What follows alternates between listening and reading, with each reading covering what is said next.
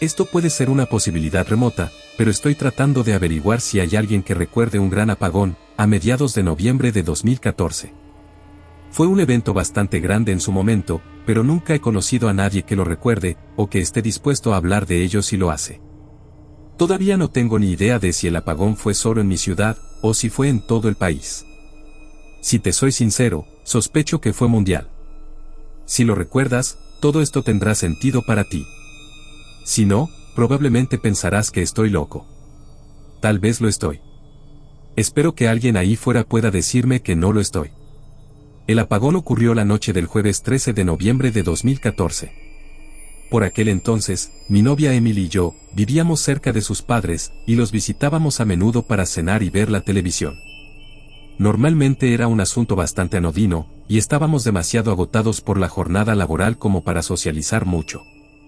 Nos limitábamos a ver los programas en silencio, a veces divirtiéndonos con un chiste de una comedia, o debatiendo una teoría sobre el misterio de la trama. Más o menos así iba la noche, hasta que se fue la luz. Debió de ocurrir entre las 7:30 y las 8, porque estábamos viendo un programa cuando nos quedamos sin luz. Fue extraño, porque no había inclemencias del tiempo, y el exterior estaba perfectamente despejado. Cuando nuestros ojos se adaptaron, pudimos ver las estrellas por la ventana del salón, más brillantes de lo que ninguno de nosotros las había visto nunca. También pudimos ver algunas luces parpadeando en la distancia. Era una luz verde espeluznante, que parpadeaba cerca del horizonte, como un relámpago en una tormenta lejana. Me imaginé que probablemente eran transformadores que se fundían, y cuando Emily preguntó qué eran los destellos, su padre Neil dijo lo mismo. Por lo que pudimos ver, lo que estaba produciendo los destellos no emitía ningún sonido, pero es muy posible que estuviera ocurriendo demasiado lejos, para que el sonido llegara hasta nosotros. Los padres de Emily vivían en un suburbio, no exactamente cerca de nuestra ciudad, en la costa oeste de Estados Unidos, pero lo suficientemente cerca como para que siempre hubiera contaminación lumínica. Ahora no había contaminación lumínica, solo las luces verdes parpadeantes a lo lejos, y las estrellas brillantes en el cielo nocturno. Supusimos que el apagón se había generalizado. Los padres de Emily crecieron en ciudades pequeñas, y ambos coincidieron en que nunca habían visto un cielo nocturno tan brillante, y lleno de estrellas como entonces. No habría sido posible con una gran ciudad llena de luces a tan solo 32 kilómetros, así que allí también debió de irse la luz. Recuerdo que Neil sacó 3 linternas de uno de los cajones de la cocina, y Lori, la madre de Emily, encendió un par de velas en el salón, una en la cocina y otra en el baño de abajo. Neil salió al garaje y volvió con una radio a pilas. La encendió y jugueteó con los diales, buscando algo que llenara el silencio. Solo había estática. Puso una emisora de noticias local, y la dejó a bajo volumen para que pudiéramos oír si alguien empezaba a emitir. En cierto modo, fue emocionante. A Emily y a mí nos tocaba trabajar al día siguiente, y teníamos la esperanza de no tener que ir, como niños que ven nevar una noche de colegio, y esperan que les toque un día de nieve. Además, teníamos la sensación de seguridad de saber, que no había una tormenta fuera causando el apagón, y amenazando con tirar un árbol sobre la casa. Lori sacó unos juegos de mesa, y nos sentamos en el salón a jugar. Al cabo de un rato, oímos que se disipaba la estática de la radio, y una voz empezó a hablar en voz baja. Emily estaba más cerca, así que subió el volumen. Miré el teléfono, y vi que eran poco más de las 9:30 de la noche. La voz de la radio era de mujer. Este es un anuncio de servicio público. En estos momentos estamos sufriendo apagones generalizados, y los servicios públicos son limitados. Por favor, permanezcan en sus casas, y les informaremos cuando tengamos más datos. El mensaje se repetía, así que volvimos a bajarlo. Era un poco desconcertante, y bromeamos sobre cómo era una forma horrible de mantener la calma. Hablamos de que ninguno de nosotros había oído nunca un mensaje de servicio público, como ese durante un apagón. El mensaje siguió sonando de fondo a bajo volumen, hasta que Neil se levantó y apagó la radio. No necesitamos escucharlo una y otra vez. Lo comprobaremos antes de acostarnos, y veremos si ha cambiado algo. Dijo. Y así seguimos jugando. A eso de las 11:30, decidimos que probablemente deberíamos irnos a la cama. Emily y yo, aún no estábamos seguros de si tendríamos que trabajar por la mañana, y pensamos que era mejor estar bien descansados por si acaso. Sus padres tenían una habitación de invitados, en la que de vez en cuando me quedaba cuando los visitaba, y Lori me invitó a pasar la noche allí. De todas formas, no parecía que fuéramos a salir. Comprobamos la radio una vez más, el mensaje seguía siendo el mismo, y todos nos dirigimos a nuestras habitaciones para descansar un poco. Todavía podía ver los destellos verdes en el horizonte por la ventana del dormitorio. Puse la alarma en mi teléfono a las 7:15 de la mañana. Probablemente debería haber conservado la batería, pero no quería dormirme en el trabajo si volvía la luz. Nos despertamos en mitad de la noche, al oír una voz atronadora procedente del exterior. Por favor, permanezcan dentro. Les informaremos cuando tengamos más datos. Se repitió y se hizo más fuerte durante un rato, antes de hacerse gradualmente más suave y más lejana. Supongo que era uno de esos camiones con un altavoz o algo así, probablemente conduciendo por el vecindario y emitiendo el mensaje, pero no vi nada fuera. Solo destellos verdes. El reloj de mi teléfono marcaba las 3:22 de la madrugada. A las 7:15 sonó mi alarma. Me levanté y accioné el interruptor de la luz de la habitación de invitados, pero no pasó nada. Miré por la ventana, pero empezaba a amanecer, así que no podía saber si había electricidad en algún edificio fuera del barrio. Era reconfortante no ver ningún destello verde en el horizonte a la luz de la mañana. Emily fue al baño y yo bajé a encender la radio. El mensaje era el mismo. Este es un anuncio de servicio público. En estos momentos estamos sufriendo apagones generalizados, y los servicios públicos son limitados. Por favor, permanezcan en sus casas, y les informaremos cuando tengamos más datos. Este es un anuncio de servicio público. Volví a subir y entré en la habitación de invitados, justo cuando Emily salía del baño.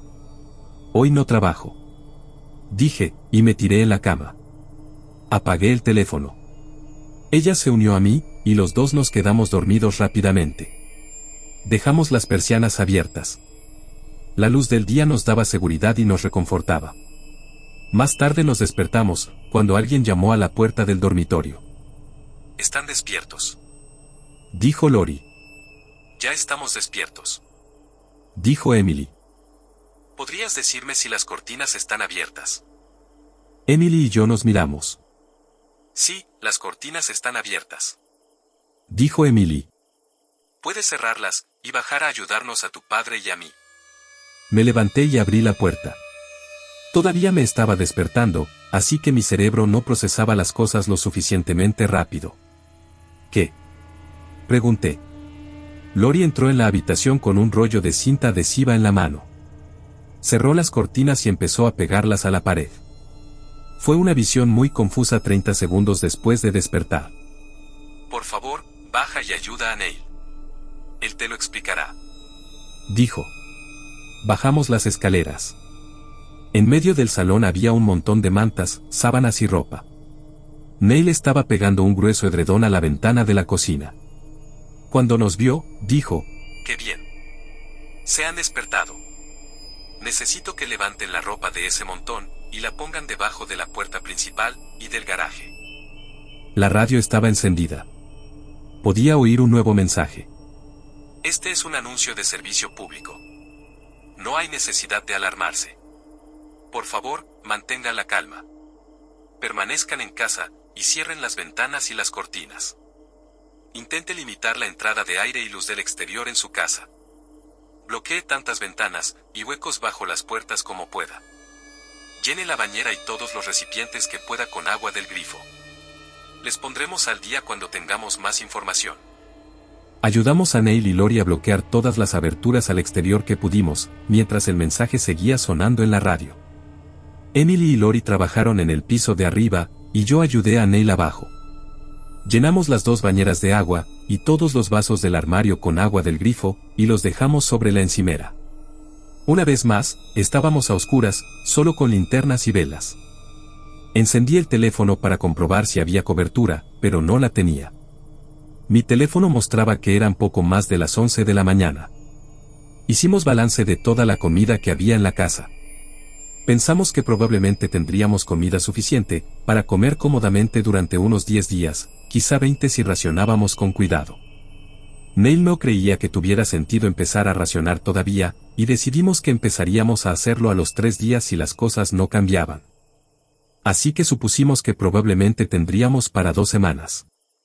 A todos nos resultaba mucho más difícil mantener la calma que la noche anterior. La energía de ansiedad en la casa era palpable. La situación parecía mucho más angustiosa, y no queríamos apagar la radio, así que el anuncio de servicio público sonó de fondo durante todo el día. Hicimos todo lo posible por jugar, o hablar de trabajo y actuar como si todo fuera normal. 1 o 2 veces volvimos a oír la voz atronadora, probablemente desde un camión con altavoces, advirtiéndonos de que nos quedáramos dentro, y cubriéramos las ventanas. Aparte de esa sorpresa matutina, nada cambió mucho a lo largo del día. Hasta que nos fuimos a la cama. Excepto por los altavoces, el exterior había estado muy tranquilo desde que se cortó la luz. El viernes por la noche, o el sábado por la mañana, no sé exactamente qué hora era, nos despertamos con un sonido inquietante procedente del exterior. Sonaba como si estuviera muy lejos y justo fuera de la casa, todo a la vez. Era un sonido profundo y vibrante, a medio camino entre un fuerte zumbido, y el sonido monótono y constante de una trompeta de metal. No aparecía ni desaparecía, simplemente estaba ahí, ineludible y llenando el espacio que nos rodeaba. Los 4 salimos de nuestras habitaciones. Todos estábamos visiblemente conmocionados, pero nadie se atrevió a mirar fuera, para intentar encontrar la fuente del sonido. Neil intentó consolarnos, y dijo que probablemente no era nada de qué preocuparse, pero obviamente él también estaba bastante asustado. Decidimos bajar las escaleras, y dormir todos juntos en el salón, y cuando llegamos allí nos dimos cuenta de que la radio ya no emitía ningún mensaje. Neil cambió las pilas y volvió a encenderla, pero seguía sin emitir nada. El único recuerdo que teníamos del mundo exterior era la inoportuna bocina monótona en algún lugar a lo lejos. 1 a 1 nos fuimos quedando dormidos. Yo fui el último, creo. Tengo bastante ansiedad, y todo esto se estaba volviendo cada vez más raro y difícil de manejar. Además, sinceramente no sé cómo alguien puede dormir con los ronquidos de Neil, pero al menos los ronquidos eran algo que escuchar aparte del zumbido de la bocina, o la estática de la radio. Al final me quedé dormido, pero fue un sueño agitado, y definitivamente no tuve suficiente. El sábado fui el primero en despertarme. El reloj de pared indicaba que eran poco más de las 5 de la mañana.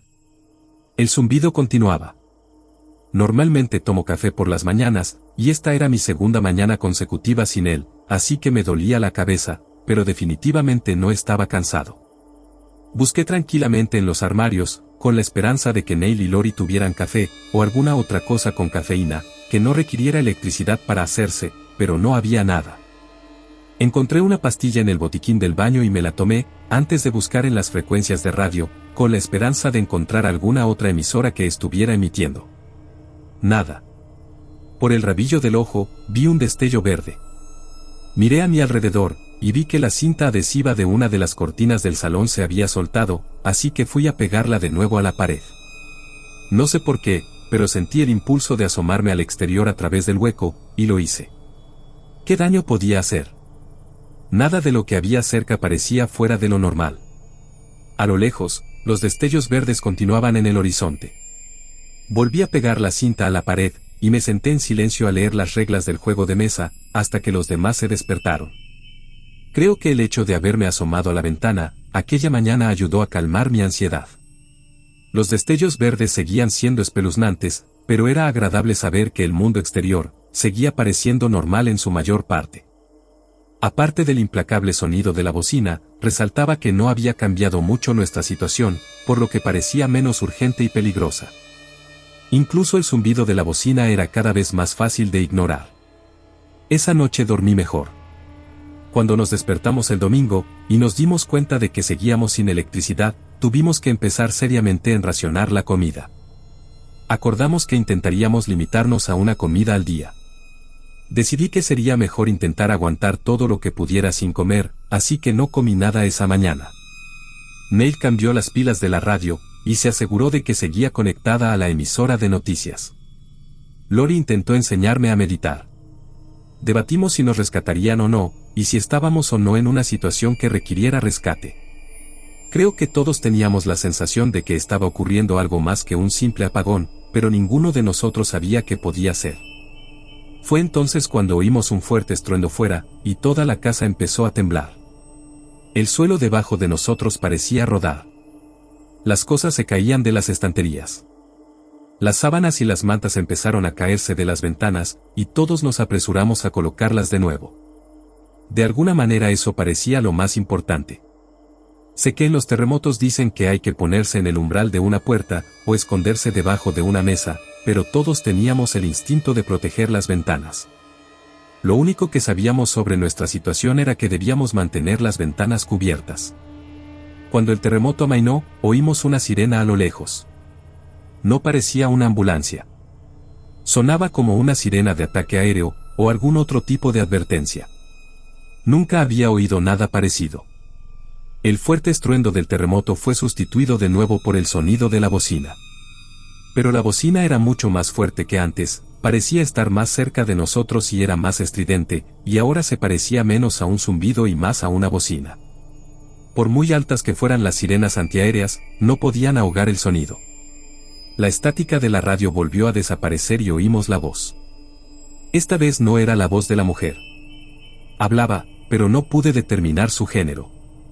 La voz tenía un extraño eco metálico, pero no parecía deberse a interferencias de radio ni a problemas con la transmisión. Era solo la forma en que sonaba la voz. Este es un anuncio de emergencia. Permanezcan en sus casas. No salgan. No miren fuera. Busquen una zona central de su casa y no salgan. Aléjense de todas las ventanas y puertas, y cúbranse los ojos. Es muy importante que no dejen de escuchar esta emisión. Se repitió. Este es un anuncio de emergencia. Todos corrimos frenéticamente hacia el centro de la casa, cerca de la escalera, mientras el sonido de la bocina se hacía aún más fuerte. El terremoto había pasado, pero la casa seguía vibrando, tal vez incluso retumbando, quizás por el estruendo de las sirenas y el sonido de la bocina que ahora rugía a nuestro alrededor. No salgas. No mires afuera. Esa voz era tan inquietante. Es muy importante que no dejen de escuchar esta transmisión. Fue cuando tuve un ataque de pánico. Mi terapeuta dice que asumo los peores resultados posibles.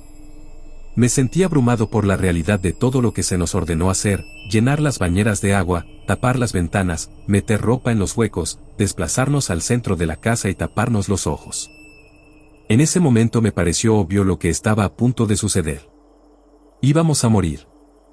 Era un ataque nuclear a gran escala. Todo aquello era demasiado. Demasiado ruido. Demasiada presión. Demasiadas cosas sucediendo a la vez. Tenía que salir de allí. No podía respirar. Iba a morir en el suelo en medio de los suburbios, habiendo visto solo un atisbo del mundo exterior en 3 días. Apenas pensaba racionalmente. Me lancé hacia la puerta. No podía quedarme allí. Emily gritó horrorizada e intentó perseguirme, pero Neil tiró de ella. Quédate en la casa. Si salimos, morimos. Llegué a la puerta, y oí a Neil gritar. No mires fuera. Miré hacia atrás y vi que los 3 volvían la cabeza y se tapaban los ojos. Giré la manilla, tiré de ella para abrirla y me lancé al exterior. Sus gritos desaparecieron detrás de mí, cuando cerré la puerta.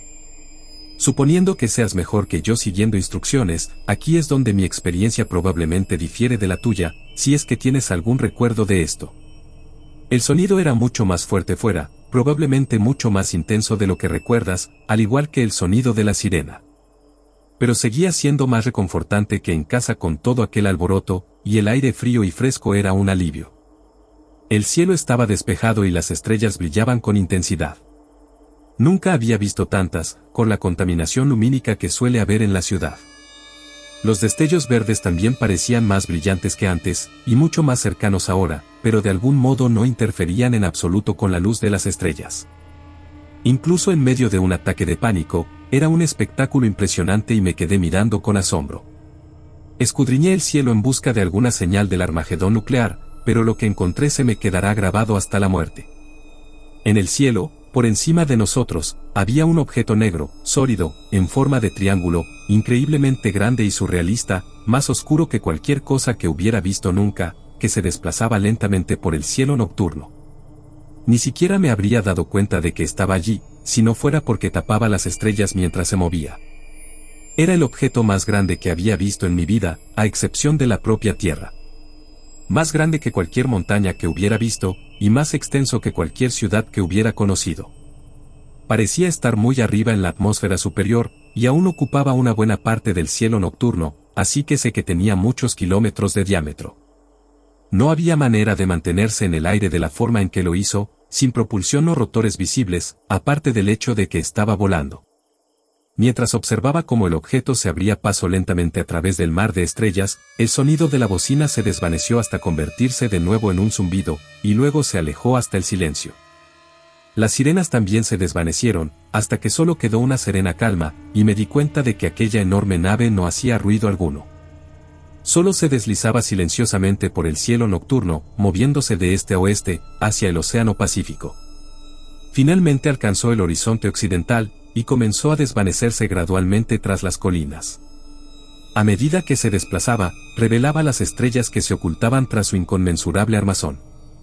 Kilómetro a kilómetro, desapareció detrás de la Tierra, hasta que vi cómo se desvanecía en un intenso estallido de luz verde en el horizonte. De repente, en el silencio de la noche, el mundo volvió a iluminarse. Todas las casas y farolas a mi alrededor brillaban con intensidad, y la mayoría de las estrellas parecían desaparecer, apagadas por la contaminación lumínica de la ciudad. Oí que un vecino abría la ventana y de su casa salieron unas risas. Se oía música a lo lejos. Me quedé mirando el horizonte occidental durante días, preguntándome si realmente había visto lo que creía haber visto. Parecía imposible, pero el recuerdo se grabó a fuego en mi cerebro. Finalmente, respiré hondo y me di la vuelta para volver a entrar. Mis sentidos se inundaron con el sonido de la televisión, y me dirigí a la sala de estar para ver a Lori, Neil y Emily, todos sentados en los sofás viendo un programa. Me senté con ellos. Ninguno dijo una palabra.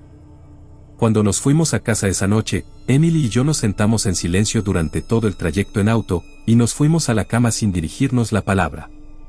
Al día siguiente, en el trabajo, todo parecía extrañamente normal, y nadie tenía prisa por hablar de los acontecimientos de los últimos 3 días. Me senté en mi mesa, hice algunas tareas serviles, y vi cómo el reloj avanzaba hacia las 5. Me moría de ganas de hablar de lo que habíamos vivido, pero nadie en la oficina sacó el tema, ni insinuó nada fuera de lo normal. No fue hasta que el día estaba a punto de terminar, que finalmente me encontré en una conversación con una compañera de trabajo.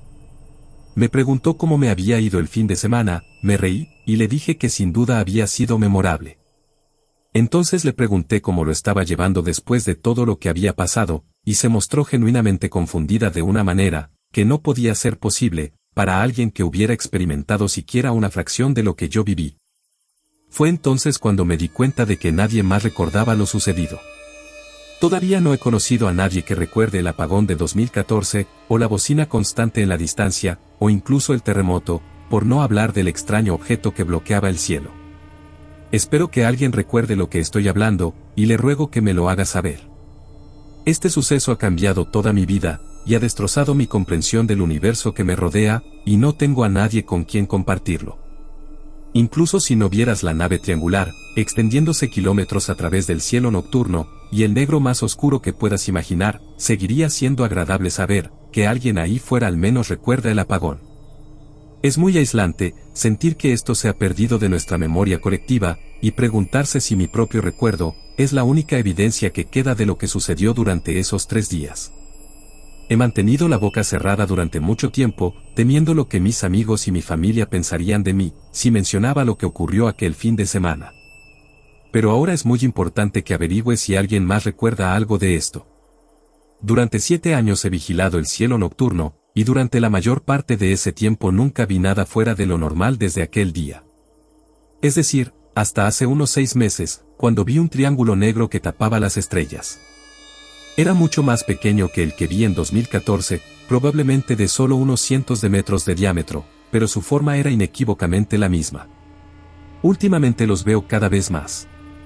Ahora, cada noche, cuando miro al cielo, normalmente mucho después de que todo el mundo se haya ido a la cama, juro que puedo distinguir 1 o 2 triángulos negros como el carbón más pequeños, moviéndose lenta y silenciosamente por el cielo. Si sales esta noche y miras hacia arriba, puede que encuentres alguno. Son difíciles de ver, pero busca las estrellas que aparecen y desaparecen, y entonces podrás distinguir el contorno de un triángulo perfecto. Anoche, cuando los buscaba, creo que empecé a ver de nuevo destellos verdes en el horizonte. Son mucho más tenues que entonces, pero están ahí, y parecían hacerse más brillantes a medida que avanzaba la noche. Tal vez mis ojos se estaban adaptando mejor a ellas, ya que estuve despierto toda la noche observando el cielo. También juraría que oí el débil sonido de una bocina constante a lo lejos, pero hoy nadie habla de ello. Quizá todo el mundo estaba dormido. O quizá me estoy volviendo loco. No puedo decir que mi salud mental haya sido estupenda desde 2014, así que quién sabe. Pero no creo que la esté perdiendo. No puedo evitar preguntarme si estas cosas también estaban sucediendo en las semanas, meses o años previos al 13 de noviembre de 2014, y ninguno de nosotros lo notó. Pero intento estar preparado para lo peor. Si tienes algún recuerdo de ese fin de semana, e incluso si no lo tienes, probablemente deberías prepararte también. No tengo ni idea de qué son esas cosas en el cielo, ni de qué era aquel enorme objeto triangular aquel día. Pero estoy seguro de que estaba allí. Y no quiero alarmar a nadie, pero sea lo que sea, creo que va a volver.